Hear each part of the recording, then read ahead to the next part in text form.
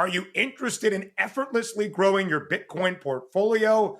I sure am. The Bitcoin credit card by Gemini earns you Bitcoin back on every purchase. Use it like any credit card. Buy lunch, gas, or your weekly groceries, and you'll earn up to 4% back instantly in Bitcoin or one of over 50 other cryptos straight to your account. All that with no annual fee. And right now, you can grab a $200 Bitcoin welcome bonus. It's the easiest way to start building your Bitcoin stack. Go to Gemini.com/card to learn more. Terms apply. See the link in the description for more information regarding rates and fees. This is Money Moves on VSiN, the sports betting network.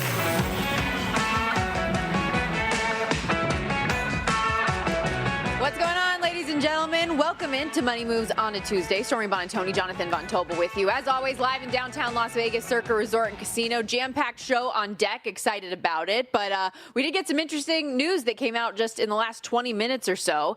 And for those of you who follow the NFL daily, like we all do, you'd probably heard over the last 24, 48 hours, Bengals head coach Zach Taylor being a little, shall we say, non-committal about his QB1 with Jake Browning. Ian Rappaport with the news this morning. The Bengals are trading for Browns quarterback Joe Flacco. The Bengals will also receive a 6th-round pick. Browns get a 5th-rounder in the trade.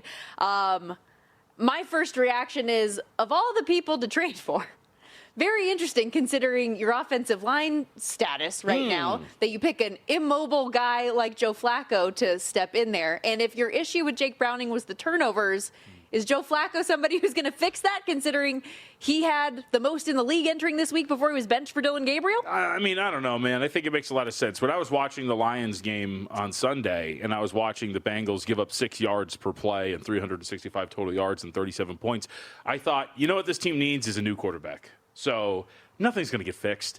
I highly doubt, like to your all of your points here, an old immobile quarterback with a turnover problem who does, so today's Tuesday. He's got 4 or 5 days to learn the playbook for the first game for this team. I don't understand what the strategy is overall. It is a very desperate move. I also just don't get. To me, this is a sign of somewhat poor team building as well. Shocker for the Cincinnati Bengals. If you go into a season with your roster constructed the way it is and each position constructed the way that it is, the assumption is that if player X at his position, especially as a backup, is forced to play, you believe that said player, by your evaluation, can take on that role. So you're admitting 3 games in, we have failed in our evaluation of this, we are giving up, and now we have to desperately search for something to replace him. That's absolutely an abject failure when it comes to team building, to development, everything. So I think this is exactly what this Bengals team is. Yeah. You talk about teams that are dead. This is it. Cincinnati's done for. We'll see how far they fall. But silver lining, Joe Flacco could have a brand new toy to play with because they're going to finish with 3 wins and they're going to get the 2nd overall pick. So absolute disaster. Yep. By the way, looking to this weekend, Bengals at Packers, 14-point spread in that one, 44.5 your total. Again, Browning, 8 interceptions. In the NFL this year, Flacco has 6 and 8 total turnovers. So just food for thought there. Okay, that's how we kick things off. But we do have so much more to get to today. It is a busy day on the sports calendar. So let's set up the rest of the next 2 hours with the Rundown. It's time for the top headlines and topics of the day. This is the Rundown. All right, we've got some great guests on deck today for what is, as I mentioned, a busy day on the sports calendar. It's NHL opening night. We've got an ESPN national tripleheader. Our good friend Nick Alberga, NHL betting and fantasy analyst, also host of Leafs Morning Take on the Nation Network. He's going to join us in 15 minutes. We will also get more action on these MLB Division Series. VSiN.com Managing Editor Adam Burke going to join us in studio at the end of the hour. And then coming up in hour 2, Juice Reel CEO Ricky Gold joining the program in studio. Yeah, looking forward to all of our guests, but very much looking forward to talk to Nick with the NHL season getting started early, too, by the way, 5 Eastern time. So we get to see the young Blackhawks take on the Florida Panthers. So looking forward to it. And I've got some futures. I needed something to sweat throughout the year, so we've got some Toronto Maple Leafs futures that I did not do because Nick was coming on. Yes, I will also give some of my futures out for the NHL season, the plays that I have for tonight. And we're going to do a little hockey betting 101 as well for any of our new people out there. It is also NBA Guide Release Day, JVT. You, Zach Cohen, Adam Burke, the whole crew. You've got futures. Kelly Bidlin, very invested in the NBA betting guide as well. So fun to finally have that out today. I say no because Zach Cohen's the one who really did all the work here. Zach deserves a ton of credit. Joins us on Friday, so we'll have his thoughts on this coming up later in the week. But a very, very great guide, which I've carved through about half of it already, reading through it. Tremendous work, and very much looking forward to it. Like you said, got some futures.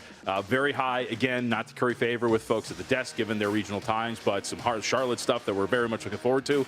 And just the season overall, like I was telling you, like I'm ready for a Wednesday night Wizards at Kings late night tip. Like I need it in my blood, man. Let's get this going. I'm very excited for the season. You gave me that Charlotte Hornets season win total bet on Sunday. It is in the account. So I officially have my first NBA Buzz feature. City, baby. Let's do it. There we go. We're going to kick things off, though, talking a little Monday Night Football. And let me set the table for you for what happened last night. Jags are down 14-0 in the first half, come all the way back, beat the Chiefs outright as a 3.5-point dog, 31-28 your final. Total goes over any number. And there were a few game-changing plays, to say the least, for Jacksonville. Late third quarter, 14-all. Chiefs were goal to go at the 3. Mahomes gets intercepted by Devin Lloyd, who takes it the length of the field to the house. He's got 4 picks the last 4 games, by the way. Big throw to Brian Thomas Jr. Credit you for your thought on the buy low for his number. And then the play you're going to be seeing today and all week, 30 seconds left, Jags at the 1. The right guard steps on Trevor Lawrence's foot. Call life alert. He has fallen and he can't get up. It takes him 2 tries to get up. Eventually does run it in for the game-winning score. Here is Trevor Lawrence on how it all went down late last night.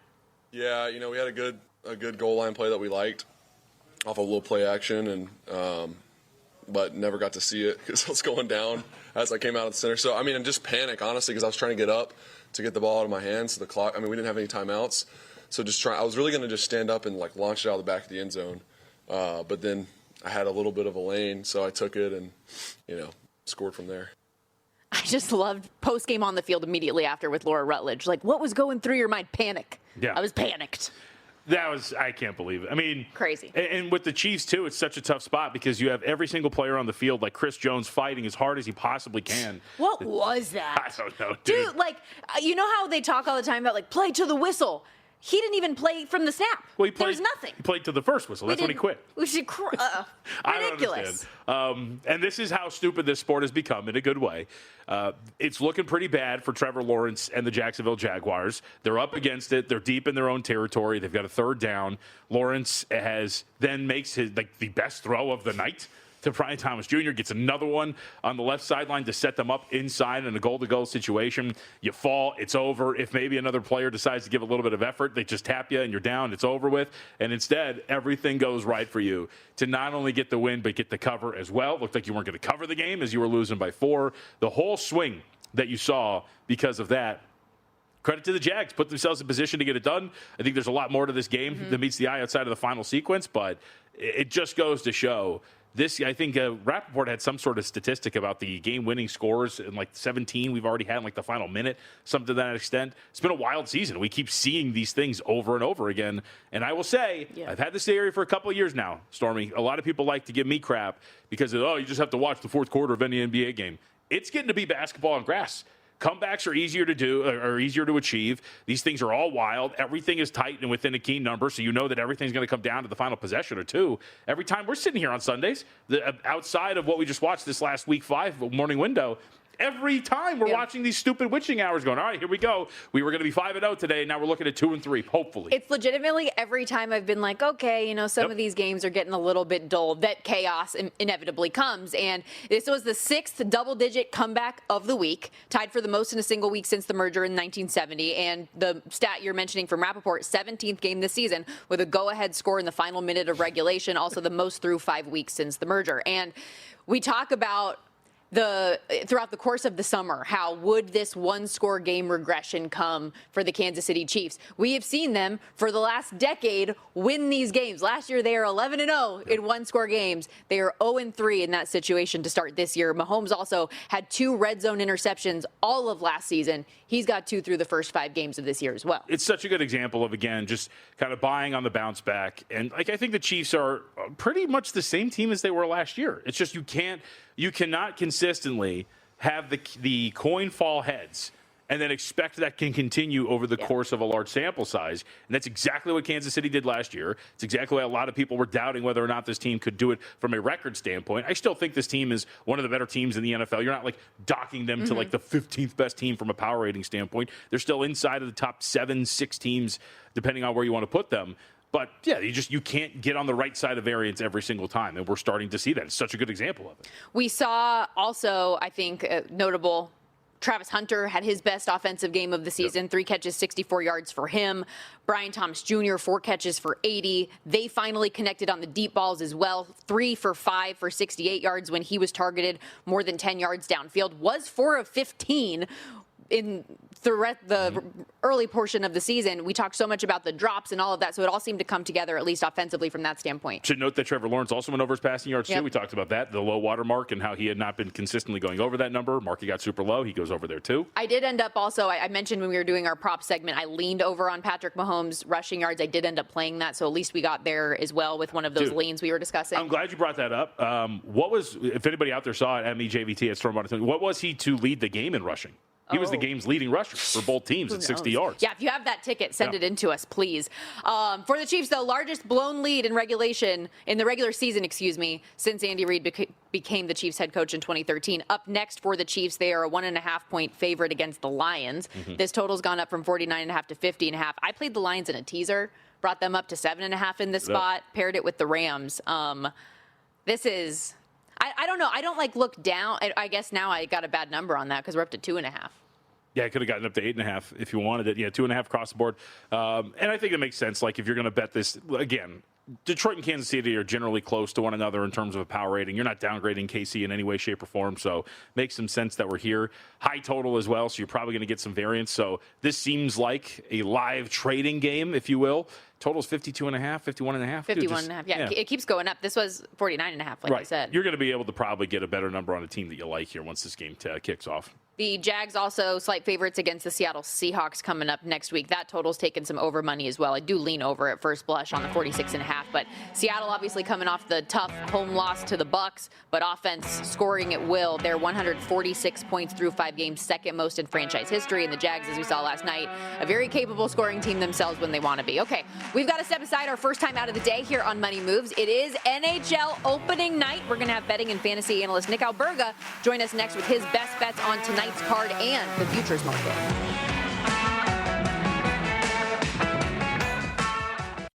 Are you interested in effortlessly growing your Bitcoin portfolio? I sure am. The Bitcoin credit card by Gemini earns you Bitcoin back on every purchase.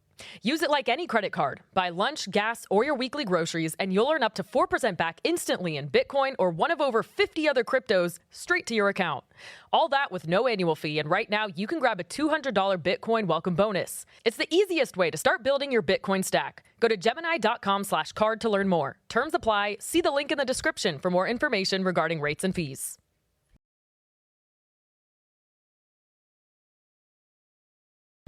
You're watching Money Moves here on VSiN, the Sports Betting Network. It's opening night in the National Hockey League. We've got 3 national games coming up on ESPN today. They're all spread out, too, so good job by the NHL to open the season that way. You can do a little multi-view action with the MLB postseason if you want to double dip. But tonight we drop the puck for what should be an awesome 2025-26 season. Excited to dive into it all with Nick Alberga as he joins us here on the Progressive Guest Line. NHL betting and fantasy analyst, host of Leafs Morning Take on the Nation Network, as well as the NHL Fantasy on Ice podcast. And Nick, while we do have a lot of excitement around the season getting underway, I got to ask you about the big news that came down yesterday in Edmonton. First and foremost, Connor McDavid signs the 2-year extension for $25 million with the Oilers, so taking a huge hometown discount to try to bring a Stanley Cup to Edmonton. Should we as bettors be buying into what he clearly believes about the Oilers? How do you see it? Firstly, I'll say I'm pretty stunned that he signed for that AAV. It allows Edmonton to be very, very flexible for the next couple of years. I don't really think it changes anything betting-wise. Like, Edmonton was going to be a good team. They're going to continue to be a good team. I think it's really difficult to go to consecutive Stanley Cup finals, never mind win them. That's why I wonder about the Florida Panthers. But you look at the Oilers, just how much they put into the last couple of runs. And now I got concerns about their crease. I don't know about their depth. They got some young players on that roster. But I think from a McDavid standpoint, we all knew he's going to have like a resurgent type year by his standards. I think if you want to play the Rock or Richard, he said he's going to try to score more this season, whatever that means for Connor McDavid. The Art Ross is in play and the Hart Trophy's in play. Like, I think from that perspective, I would look at significant things when it comes to McDavid and the type of year he could have here in Edmonton. All right, I know we have some futures and some big picture stuff, but we do have 3 games today that I wanted to get to and get your thoughts on before we get to some of those. Let's start with the first one, 2 p.m., 2:07 if we want to be specific, Pacific time puck drop. We get the Chicago Blackhawks. Do I call them the young upstart Blackhawks versus the old reigning champs? I can get through it. Florida's a big favorite. What do you got? You nailed it, dude. I'll firstly say any parlay you make tonight, you got to start with my Blue Jays, ready to go for the sweep here with Shane Bieber on the hill. I think the Yankees are finished. But number 2, of the 3 games we're seeing tonight, I'm having a difficult time trying to read this one because the Panthers, the defending champions, are just resounding favorites. And I'm probably staying away from sides. We were talking off air. Like, if you want to take your shot in the first couple days, why not Chicago? I just have hated their offseason. Like, they have Connor Bedard. He's in a contract year. Probably going to play some of his props, shots on goal, maybe an anytime goal. But there's not much around Connor Bedard. But I understand your reasoning why you're looking at Chicago as a surprise team in general, not only tonight, but moving forward. There's a lot of sleeper appeal because there's no pressure to actually win hockey games, which is always great from a betting standpoint. So maybe you look at Florida. It's been a long last couple of days. They had a couple of draining games, I would say, with their rival Tampa Bay Lightning, where a lot of their guys were banged up and nicked up, and maybe there's still emotion riding from that game. So maybe this is a good spot for a team like Chicago to pounce tonight. The one thing I am playing is Spencer Knight, who is the former goalie of the Panthers, now with Chicago. I'm playing the over saves. I love the revenge angle in hockey in general, betting-wise, so I'm going to play that first and foremost. Well, hopefully he doesn't make too many because I do like the over 5.5 in that game. So prayers up for my play in that one. We were also talking off air about how you think big picture, this could be a good year for the New York Rangers. They're in our second game of the day hosting the Pittsburgh Penguins, a big favorite themselves as well, minus 230 at home. And this is the highest total of the day, sitting 6.5. How do you see it? Well, as a giant overview of the entire season for the Rangers, I think it's always a recency bias. Everybody looks at the Rangers. They were nowhere to be found last year, disappointing, traded guys left and right. But you can't sleep on what they did here in the offseason, namely behind the bench with Mike Sullivan. For my money, one of the best coaches in hockey, period. Constantly the head coach of Team USA for a reason, going to be at the Olympics too. And I think you start in between the pipes, and this is where it starts for me with any team. Igor Shesterkin, there's a reason why they made this guy the highest paid goalie in the NHL. He is awesome. He's coming off a very difficult year. It happens a lot with goalies when they sign contracts for some reason. It's a very volatile position to begin with. But Jeremy Swayman, same conversation for him. I forecast a bounce back for him. But it starts with the crease. I think in general, there's a lot of guys who need to play better, and I think they'll put it all together, and that's why I'm picking the Rangers to make the playoffs. I even have a future on the Rangers to win the Stanley Cup this season. I believe in that team. When you look at this game, there's not a lot of value. I think you can look at the 3-way. You add in the fact that Mike Sullivan, this is a revenge game, longtime coach of the Pittsburgh Penguins, very winning coach with the Pittsburgh Penguins. So everything for me is looking at the New York Rangers winning this game. Although I will say, coming across the wire a couple minutes ago, Artur Silovs, who Pittsburgh got from Vancouver over in the offseason, I guess he's the number one over Tristan Jarry, and maybe he puts on a performance here in the opener. All right, what about the nightcap, Colorado and L.A.? We saw this get close to a pick at multiple spots, but right back up to minus 116 or so in favor of the Avalanche. Yeah, this one's a tricky one to pick, too, because on one side, you're looking at L.A. They were unbelievable guys on home ice last year in the regular season. And then you look at Colorado every year. They're everybody's pick to win the Stanley Cup. I mean, I'll tell you, I'm going with Colorado in this game. I understand why it's being priced that way. I think my prime concern, like every team we just talked about, it's the crease. Like Mackenzie Blackwood gets the contract, gets traded from San Jose. He's great. Gets hurt, not starting the year. So now it's the backup, a journeyman, and Scott Wedgwood starting this game against a very hungry LA team. Anze Kopitar, his final year in the NHL. And of course, LA continues to lose to the Edmonton Oilers in the playoffs. So you want to start off strong, but my gut just tells me Nathan McKinnon, Cale Makar, and company are going to show up on opening night. So I'm going to take the Avs in that game. Nick Alberga, NHL betting and fantasy analyst, joining us here on the Progressive Guest Line. I know you have been adding to the futures portfolio a lot over the course of the last week. What are a couple things that you really like, though, and that are still available for people trying to get involved?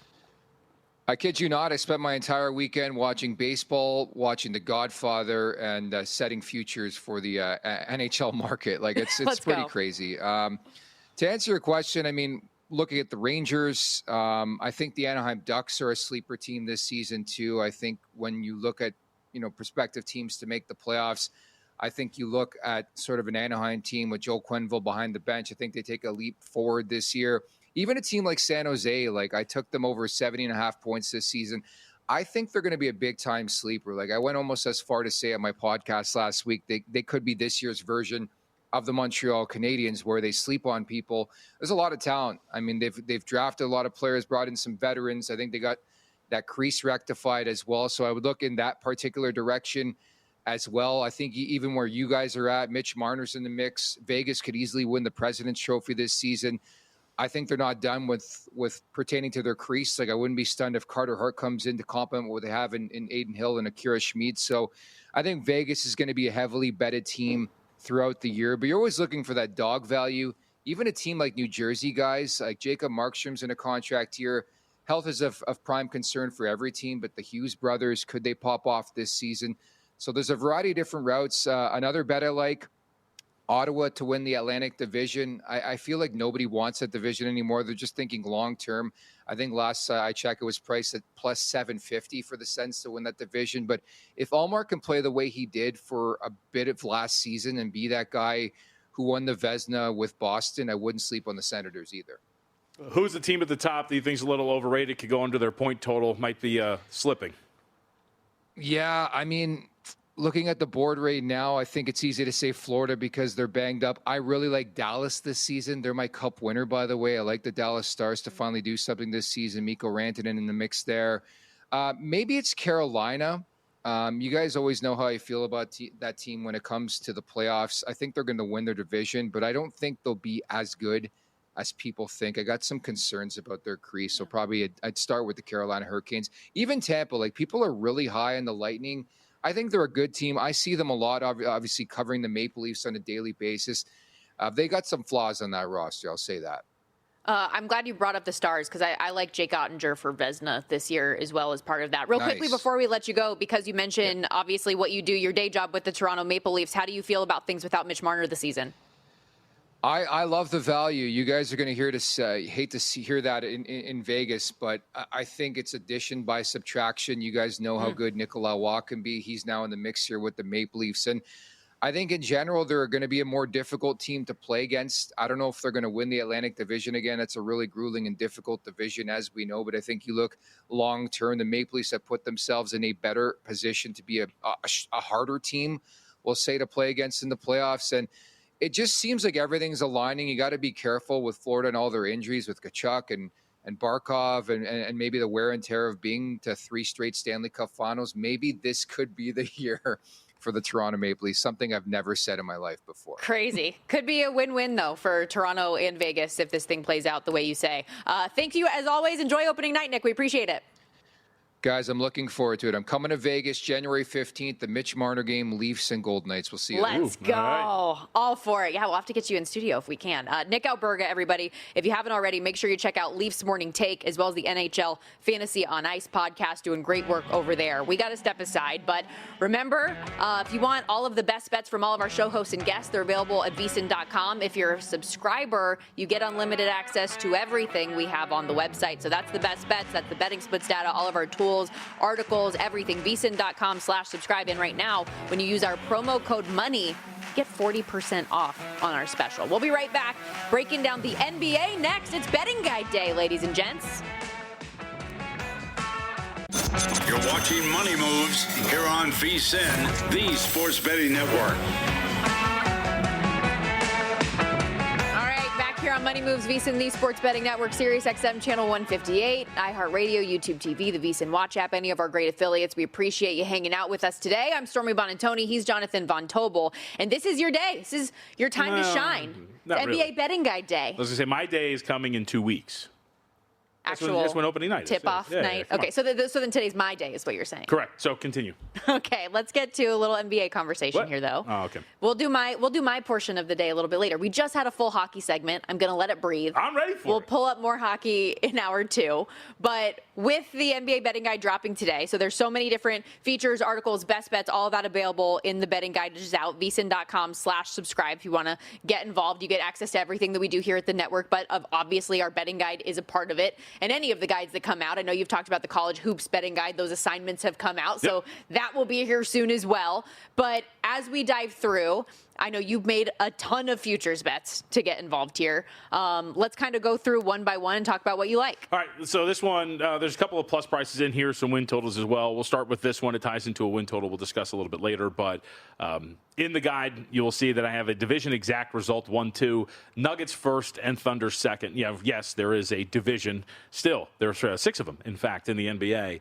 But I really like, as we'll find out a little bit later when we talk about some win totals, I like this Nuggets team. I think they hit it out of the park with what they did in this offseason, going out and getting Cameron Johnson to fill in for that role after flipping Michael Porter Jr. for him. I think it's an improvement. It's a 1-to-1 in terms of shooting. I think Porter Jr., you could argue, is a better shooter, but you're not really missing anything there. He's a wing that can actually attack aggressive closeouts, facilitate a little bit more. I think is a little bit more of an upside on defense. It's not going to shut anybody down, but it's just such a good fit for what this team needed. And it's not just him. You go and get Jonas Valanciunas to play some backup center minutes so that you're not lost in playing DeAndre Jordan there. You're adding guys like Tim Hardaway Jr. You're adding Bruce Brown back to the fold. Remember, he was part of their NBA Finals team a couple of years ago. I just really like overall what this team has. And it doesn't hurt to have the best player in the world on your roster. Nikola Jokic has been an Iron Man. He has not missed time with injury. He's coming off of, as a 3-time MVP, a career year. And if you look at certain spots, like I would stress for anybody out there, I always say every year, Positive Residual is a very good website that breaks down schedules in a little bit of a different way. It accounts for altitude. It accounts for back-to-back and rest, things of that nature. Nuggets, because of where they play and because of how their rest situation breaks down, easiest schedule in the NBA. I think all of that ties to the Nuggets being able to outperform this Thunder team in the division. And I think it's just natural. You finally have achieved it. I mean, think about what the Thunder have been building towards this whole time. We've been following it for years. You finally got there, and I think there's a natural kind of drop-off from there in terms of your record and how you handle a regular season. With that in mind, if you think the Denver Nuggets can go the distance as well, OKC is favored to repeat at plus 245, but the Nuggets are right there at 6-1, so better, decent value there. And I know I was going to add really quickly, so I wrote, or you were going to bring this up, the futures piece? Your season win total was where I was going to go next. Well, there's the season win total, but I was going to bring up as well, and that ties into the win total. We wrote an article there. I wrote 2 articles. One of them was about futures and betting NBA championship futures. I generally will wait in season, and because it's relatively rare that you find what I called in the article the wire-to-wire winner, the team that comes out day one, is the best team in the NBA, and then goes on to win it. I think the note that I had in the article was of the last 7 championships, I think 5 of them, you've got better odds on them to win the championship than before the season started, or during the season than before the season started. So in other words, you can buy low on a bunch of these teams. Having said that, the last 2 champions have been wire-to-wire winners. It's been Oklahoma City and it's been Boston. They've been the best team since day one. I think the Nuggets could be that team. Okay. The Nuggets don't really dip. They're just constantly on that upward trend, on the way to achieving over their win total, doing what I'm doing here in terms of winning the division, and you never really find that dip to buy, and the Nuggets might be that team that are worth investing in early. And you mentioned Nikola Jokic being such a star. He is favored to win the MVP this year once again as well. But I wanted to bring up your win total play because you do have the over 53.5 wins. I'm looking at DraftKings right now, and they have 54.5 also juiced to the over in that spot. Do you still feel good about that extra game? Yeah, you can. I think that's fine. I mean, I would rather maybe find 55-ish or maybe even 56.5 just because I think it was Kelly that wrote this in the guide, which is very much worth your time. It's not as strong as the NFL, but remember we talked about this. Yeah, so alternate win totals. In the NFL, you have this thing of teams generally either overachieve or underachieve their projected win totals by about 2 wins. Now, on a 17-game schedule, 2 wins is much more impactful than an 82-game schedule. But Kelly went back and looked and found that generally, I think it was last year, there was 21 teams that had either fallen above or below their win total by about 3 or 4 wins or 3 or more wins. So again, you can play with it and get some lighter prices on if you like a team over, if you like a team under. Because even think about it, I brought this up to Mitch on Pod to the Futures this morning, which is going to be out soon for you guys. Just think about the volatility of an NBA season. You're projecting these win totals. You have rest, you've got back-to-backs, you've got guys sitting, you've got injuries. It's going to be hard to accurately project, and I like to follow them every single day in terms of, like, I have a Google Doc where I update wins and losses for the win totals. Generally, this is anecdotal, but going back and looking at it, you don't find a lot of win totals that are like, man, we're on the last day and you got to get over this thing. You got to get a win. You're usually deciding win total results by the last 2 weeks or so. So, again, to the point of playing some alternates, you'd be pretty comfortable doing that.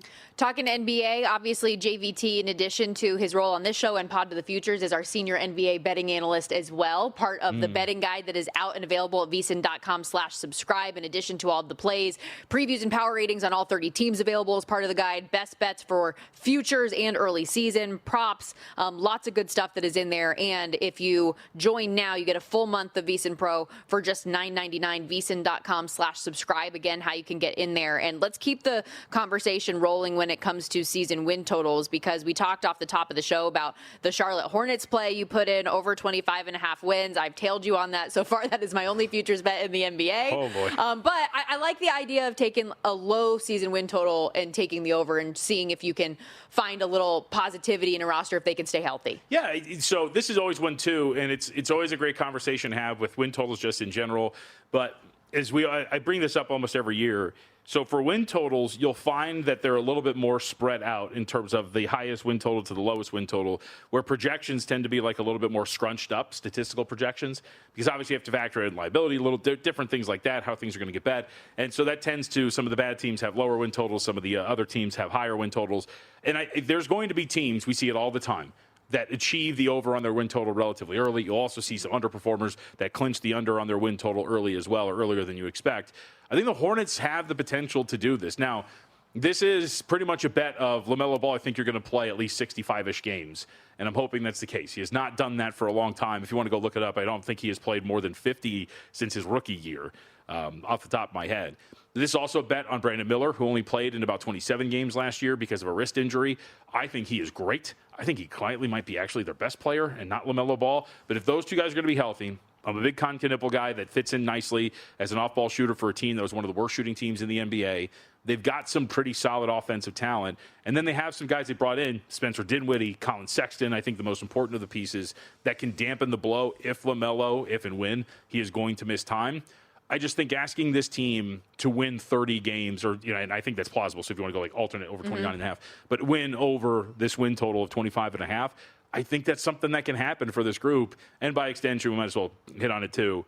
I think that means that Brandon Miller has a really strong year. He's 50-1 to win most improved. Well, a little correlated play there. Yeah. Meanwhile, there is one team that has a low season win total that you want nothing to do with, and you're actually taking the under on. Why no belief in the Utah Jazz? They're turning it over. They're turning it over to the kids. And maybe this is going to be like the one where this could go really right or really wrong, because if the young pieces they have are maybe just incredible, then all of a sudden you see some really strong upside. But they got rid of a lot of veterans, and they brought in some more, like Yusuf Nurkic is here. But think about the guys that are gone, like John Collins, among some others. And really, it seems like this is going to be Keontae George and Ace Bailey and Taylor Hendrickson, who's coming off of that serious leg injury, to just roll the ball out and develop these guys, and doing it in that fashion.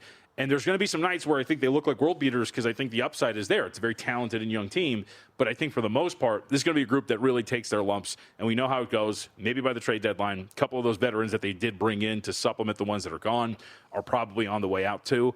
I think it's going to be ugly. So, yeah, under 18.5 for Utah. Another thing you already gave out this morning on VSiN by the books, Victor Wembanyama, all-NBA first team, plus 220, that price there. The last minute or so here, I did just want to get your opinion on, some do's and don'ts for NBA betting, or any advice you have to people that are jumping in on the early season in particular. Don't do it. I mean, seriously, as much as I am excited and love the NBA season, as you will when you're, because I'm going to follow more of the intricacies of hockey betting regular season now that I'm here with you. every day is just piling through injury reports and press conferences, trying to find out who's going to play and who's not. The information is going to help you out. You'll get closing line value. It'll help you out a ton. I also just think it is a fool's errand, and I've talked to Gil Alexander about this a lot. It might just be a fool's errand to bet NBA pre-flop. Considering how volatile these games are, you can find yourself with, and Kelly wrote a great article about the do's and don'ts of live betting. You can set yourself up with middles. You can do all sorts of different things once these games begin because they're so volatile. There's so many possessions that maybe just betting pre-flop is something you shouldn't do, but there's a lot that you have to do on a day-to-day basis to keep up with it. Yeah, I thought Kelly's article in the guide was really interesting because it's not only just the do's and don'ts and rules to live by, but like techniques and strategies to kind of approach a game with and certain things to look for statistically as you're going through and I mean, we talk about it a lot when we're watching the NFL on Sundays, right? Like what are these patterns that could lead to a bet? Okay, we've got to step aside here. When we come back, VSiN's own Adam Burke is going to join us. Obviously, he had his involvement in the guide as well. We'll talk through that and some MLB postseason next.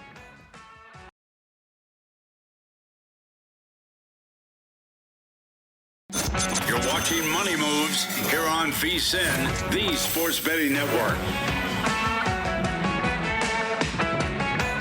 Cruising along on this Tuesday edition of Money Moves, VSiN, the Sports Betting Network. Stormy, Buonantony, Jonathan Von Tobel with you. Excited to welcome in now on the Progressive Guest Line our good buddy Adam Burke, Managing Editor of VSiN.com. And we were talking last segment all about the NBA betting guide, going through a lot of JVT's season futures. But obviously, Adam, you're very involved, along with Zach Cohen, who does so much work in putting this thing together. What are you most excited about people being able to read and flip through when they get the guide?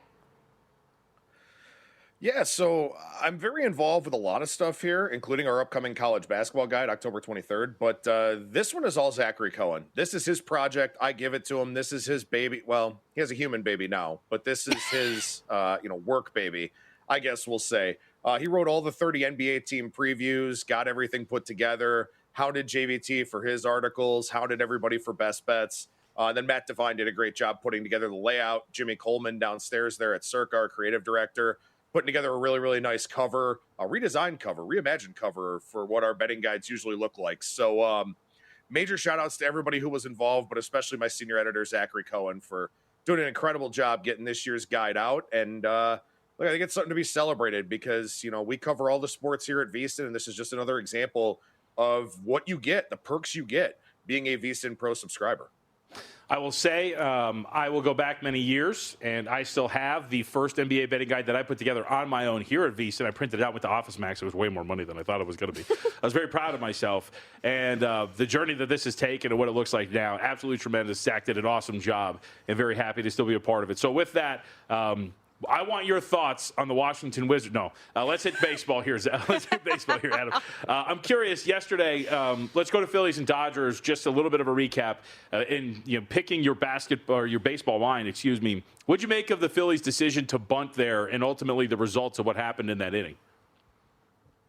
Yeah, I mean, I think if you're going to bunt there, right, you need to be aware enough to pinch run for Nick Castellanos if you have the opportunity. I know they had exhausted most of their bench, so wasn't a game I was watching necessarily. I had other things going on, but if you're going to try to put a bunt down in that situation, especially having a chance to see the defensive alignment for the Dodgers because the first pitch was taken for a ball, you need to realize that runner on second base needs to get there. And if you've got concerns about Castellanos getting there, then you don't bunt. And the other thing to me, look, guys are throwing ridiculously hard in the playoffs, right? Like the average fastball velocity is like 96 miles per hour, which is just outrageous. It's hard to pull that, right? So I understand why with a lefty at the plate, you're trying to put the bunt down. Theoretically, you'd love for them to pull a ground ball, whether it gets the runner over or it gets through and you wind up getting the jackpot for it. But, in that scenario, and I'm somebody who's staunchly anti-bunting, I didn't really hate it, but at the same time, I don't think it did much for their win expectancy, their win probability. So the fact that it didn't work out obviously cratered their win probability. But you have to have a runner on second who can get there, and Castellanos just isn't that guy.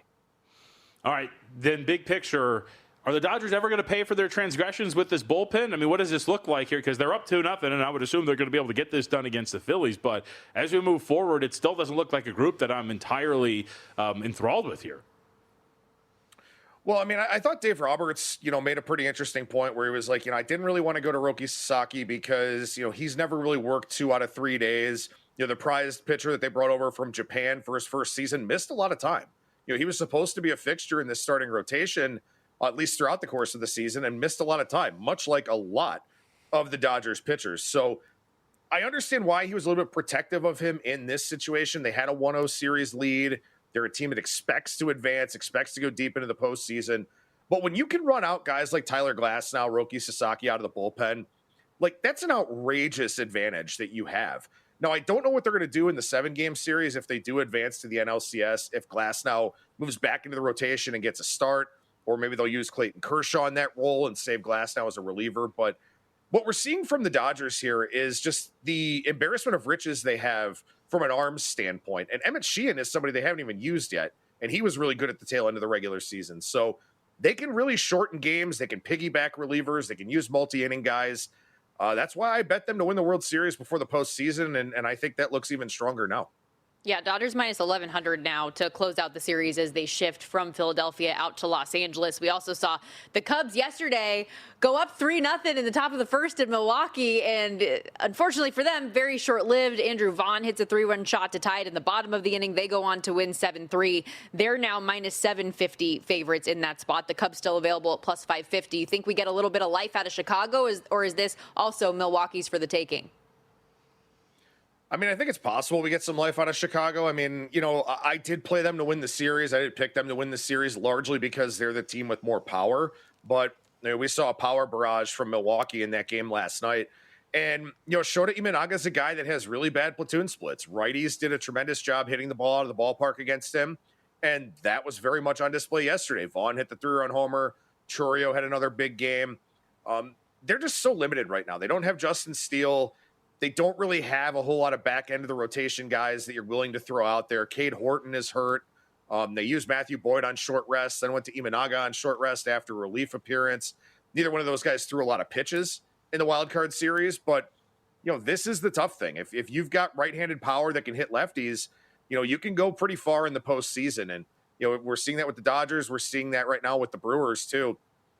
Maybe Chicago shows some life, but they just don't have enough horses on the pitching side of things, I don't think, to climb their way back into this series. It might not be over in a sweep, but I don't think that they're going to win the next 3 games by any means. All right, what about our other matchup today? Seattle and Detroit. Logan Gilbert's getting the start. We haven't seen him since the end of the regular season. Does that matter? Long layoff, good or bad for a pitcher? Yeah, the long layoff is tricky, right? It's a little bit tough to figure out. I think if you're a guy who, I'm worried about this with Shane Bieber in the next game, so we can talk about that in a second. But as far as Gilbert goes, he's a guy that definitely doesn't pitch nearly as well on the road as he does at home. But Comerica Park is a big, spacious outfield. There's a lot of green grass out there. So if you get guys to use the big part of the park, you could have success. So I think that kind of mitigates some of my split concerns with Gilbert. Rain potentially delaying first pitch for this game could make things a little bit interesting as well. I think that Seattle's probably a little bit too high of a favorite here, but honestly, I found nothing in this game that I wanted to bet. Jack Flaherty's probably going to be on a bit of a short leash. AJ Hinch is going to try to play the matchups here the best that he can, especially with an off day, coming up in this series tomorrow so that they can separate the series once again. So I feel like he's going to be off day on Thursday, excuse me. I feel like he's going to be hyper aggressive with his bullpen here in these 2 games. So we'll see how it plays out, but I don't think Flaherty is going to be around too long in this one. And so I just couldn't find anything that I really liked. Worth noting, at least, the bet split percentages over at VSiN.com. DraftKings pretty evenly split, but on circa 70% of the handle is laying the price with the Seattle Mariners. Okay, let's get the lowdown on Shane Bieber in that Blue Jays-Yankees matchup. The Yanks, minus 168 favorites with Carlos Rodon on the hill, run total 8. But what's your thought on Bieber? Yeah, so you talk about the layoff and how it impacts pitchers, right? And Shane Bieber is a guy that I think it could impact pretty significantly. So Bieber hasn't pitched since late September. Obviously, they got the bye. They didn't play in the wild card round. He's a command-oriented guy, right? So he's got to spot his pitches on the outer half of the plate, get the chases off the outside corner, specifically from the right-handed batters. If he's not overly sharp, his stuff does get hit pretty hard. His fastball is virtually useless unless he's throwing it in the zone early in the count to get some early strikes.